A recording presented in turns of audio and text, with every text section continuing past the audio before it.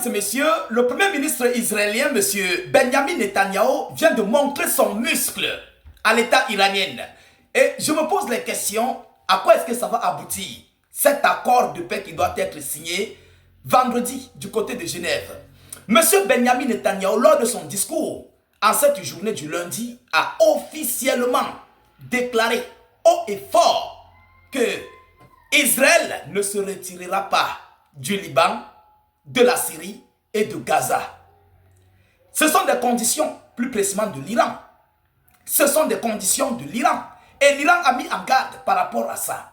L'Iran a lancé un ultimatum aux États-Unis d'Amérique par rapport à ça. Netanyahou montre son muscle aux hautes autorités iraniennes qui n'ont même pas encore signé l'accord en question. Et ce sont les multiples points de cet accord. Écoutez ce que Netanyahou vient de déclarer lors de son discours où il a présenté du côté, plus précisément d'Israël, au peuple israélien et au monde entier. Qu'est-ce que Netanyahou dit? Benjamin Netanyahou affirme que l'armée israélienne restera à Gaza, au Liban et en Syrie aussi longtemps que nécessaire. Ouais, ça c'est montrer son muscle. Ça va chauffer maintenant. Il montre son muscle. Mesdames et messieurs, il n'a pas encore tiré des leçons des missiles et des bombes iraniennes. Alors, si il le dit, c'est parce que Washington l'accorde. Il faut qu'on se dise des vérités. C'est parce que Washington admet cela. Vous comprenez? Partagez la vidéo. Il faut que le monde entier comprenne.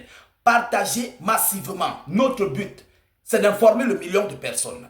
Alors, il dit, je cite, « Nous avons établi de larges zones de sécurité autour d'Israël.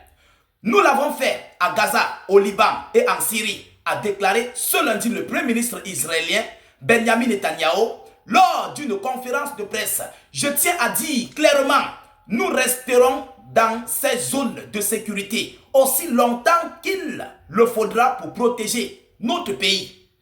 Israël est engagé depuis des mois dans des opérations militaires dans la bande de Gaza, au Liban et en Iran. Certains des objectifs de guerre affichés par l'armée israélienne n'ont pas été atteints.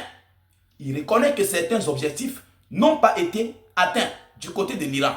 L'accord conclu lundi entre les États-Unis d'Amérique et l'Iran est perçu comme un échec pour Israël par une grande partie de la société et de la classe politique israélienne.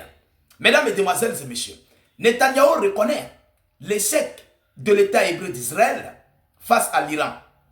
C'est déplorable. Il reconnaît l'échec de l'État hébreu face à l'Iran. C'est ce qu'il faut d'abord retenir dans un premier plan.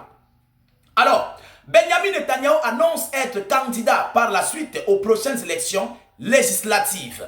Le premier ministre israélien Benjamin Netanyahou a déclaré ce lundi qu'il comptait se présenter aux élections législatives prévues d'ici la fin de l'année, alors qu'il fait face à des critiques concernant la gestion de la guerre au Moyen-Orient et ses conséquences.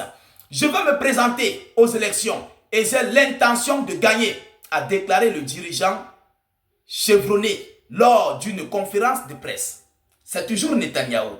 Mesdames, Mesdemoiselles et Messieurs, selon Netanyahou, Benjamin Netanyahou affirme que la guerre contre l'Iran a sauvé Israël de la menace d'une destruction nucléaire. Ça montre combien de fois l'Iran est une puissance mondiale. Oui, ça montre combien de fois l'Iran est une puissance mondiale. Trump d'ailleurs l'a reconnu. Trump lui-même l'a dit que l'Iran est une puissance militaire au monde, est une grande puissance militaire au monde. Personne ne peut faire face aux missiles et les drones iraniens, mais seuls les États-Unis d'Amérique l'ont fait. Donald Trump l'a dit, il l'a reconnu. Je reviendrai d'ailleurs avec cette information. Vous comprenez? Alors, le premier ministre israélien Benjamin Netanyahou s'est exprimé pour la première fois lundi soir après l'annonce dans la nuit de dimanche à lundi d'un accord entre Washington et Téhéran pour mettre fin à la guerre au Moyen-Orient.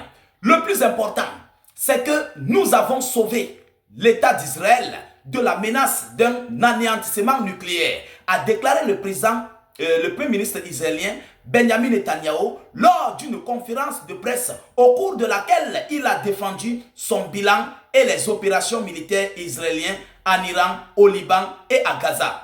L'accord convenu entre les États-Unis d'Amérique et l'Iran a largement été considéré comme un échec pour Israël, pour la société et une grande partie de la classe politique.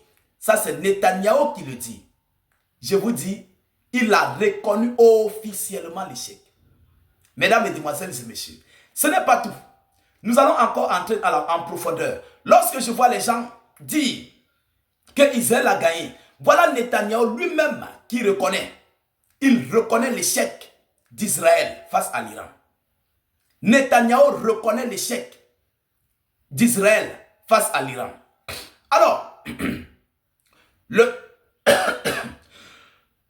excusez-moi s'il vous plaît. Selon la même source, Benjamin Netanyahou parle d'une victoire en Iran, rapporte Haaretz.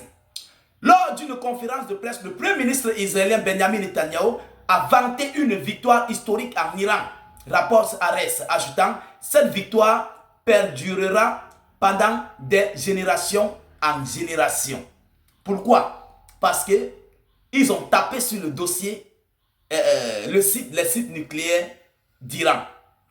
Vous comprenez? Donc, voilà un peu ce que le premier ministre israélien vient de déclarer ces dernières heures. Mais je crois que M. Netanyahou doit comprendre que les Iraniens peuvent enrichir leur uranium comme ils le veulent. Oui, ce n'est pas plus précisément en faisant tous ces discours qu'on va voir la victoire. Mais Trump lui-même reconnaît. Il sait que l'Amérique a échoué.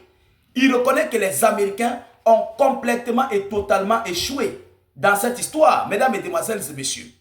Mais Netanyahou, lui, il dit haut et fort. Bon, d'abord, il a reconnu dans un premier temps, mais il a dit qu'Israël a sauvé, lui et son armée ont sauvé le peuple d'Israël, plus précisément contre le nucléaire iranien. Selon lui, selon Netanyahou, voilà la seule victoire d'Israël. Mais est-ce que ça, c'est une victoire, ça? L'uranium enrichi iranien est là. C'est vrai.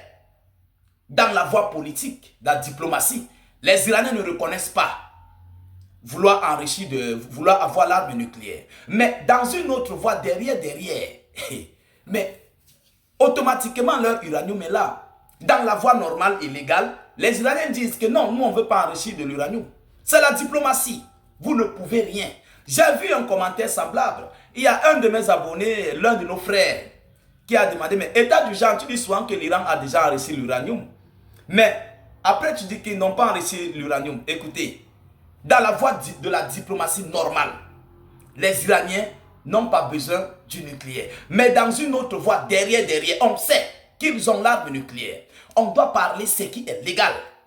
La voie du derrière là n'est pas légale. Mais vous et moi, nous savons que la chose interdite est là. La chose que l'Amérique craint est là. Vous comprenez? C'est ce qu'il faut comprendre. C'est comme la Russie. La Chine et la Russie ont soutenu l'Iran dans les bombardements sur les bases militaires américaines. Mais lorsque l'Amérique demande, personne ne sait. C'est la diplomatie. Personne ne peut accepter. C'est ça qu'on appelle le cadre, le dossier de la diplomatie. Derrière, on soutient. Tout le monde connaît que la Chine et l'Amérique ont soutenu l'Iran. Mais dans la voie de la diplomatie normale, personne ne peut l'accepter. La Corée du Nord fournit des armes à la Russie. Mais dans la voie de la diplomatie, la Corée du Nord ne va jamais l'admettre. Même la Chine, pareil. Ils fournissent des armes, des composants, des drones à la Russie. Mais dans la voie de la diplomatie, ils ne vont jamais l'accepter. C'est ça la diplomatie. Donc il y a une voie directe et une voie derrière que personne ne pourra accepter. Washington soutient l'Ukraine. Vrai ou faux? Mais lorsqu'on va demander, ils vont dire qu'ils ne soutiennent pas. C'est la même chose avec l'Iran. Dans la voie de la diplomatie, l'Iran dit que eux, ils n'ont pas besoin de l'arme nucléaire. Mais derrière, ils ont déjà la chose interdite. Est-ce que vous comprenez? Je réponds plus précisément à l'un de nos frères qui a posé cette question en commentaire. Et il nous suit tellement, il me suit tellement, ça il faut reconnaître. Je dis d'abord merci. Et par rapport à cela, il faut donc comprendre les deux phases là. Voilà. La politique, ce n'est pas le voir bébé.